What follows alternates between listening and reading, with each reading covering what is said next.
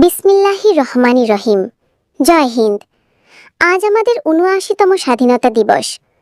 ১৯৪৭ সালের এই দিনে অর্থাৎ ১৫ই আগস্ট আমাদের দেশ দীর্ঘ ২০০ বছরেরও বেশি ব্রিটিশ শাসনের শৃঙ্খল ভেঙে স্বাধীনতার স্বাদ লাভ করেছিল।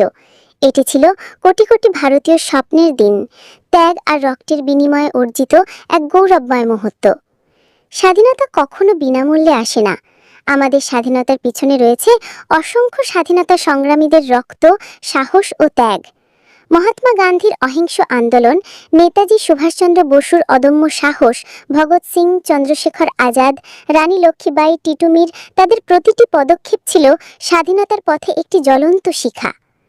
১৫ই আগস্টের এই ভোর শুধু একটি রাজনৈতিক বিজয় ছিল না, এটি ছিল জাতীয় চেতনার জাগরণ। এই দিন আমাদের শেখায় অন্যায়ের বিরুদ্ধে রুখে দাঁড়াতে হবে, ঐক্য ও ভ্রাতৃত্ব বজায় রাখতে হবে, দেশের স্বার্থকে ব্যক্তিগত স্বার্থের ঊর্ধ্বে রাখতে হবে। আমরা আজ যে স্বাধীন দেশে নিঃশ্বাস নিচ্ছি তা পেয়েছি লাখো শহীদের প্রাণের বিনিময়ে। তাই স্বাধীনতার প্রকৃত অর্থ কেবল পতাকা উত্তোলন, মিষ্টি বিতরণ বা সাংস্কৃতিক অনুষ্ঠান নয়, এটি হলো দেশের প্রতি দায়িত্ব পালন, সৎ নাগরিক হওয়া, অন্যায়ের প্রতিবাদ করা এবং দেশের উন্নতির জন্য কাজ করা।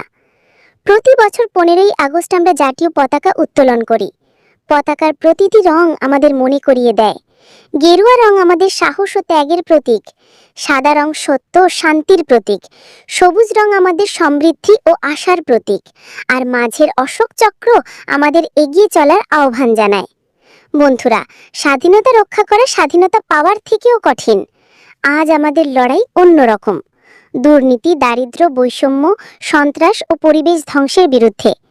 এই লড়াই জিততে হলে আমাদের প্রত্যেককে সৎ, শিক্ষিত, দেশপ্রেমিক ও দায়িত্বশীল নাগরিক হতে হবে। তাই আসুন আজকের দিনে আমরা সবাই একসাথে প্রতিজ্ঞা করি, আমরা আমাদের দেশকে ভালোবাসবো, দেশের আইন মেনে চলবো, দুর্নীতি ও অন্যায়ের বিরুদ্ধে রুখে দাঁড়াবো এবং ভবিষ্যৎ প্রজন্মের জন্য একটি সুন্দর, উন্নত ও সমৃদ্ধ ভারত গড়ে তুলব। জয় হিন্দ।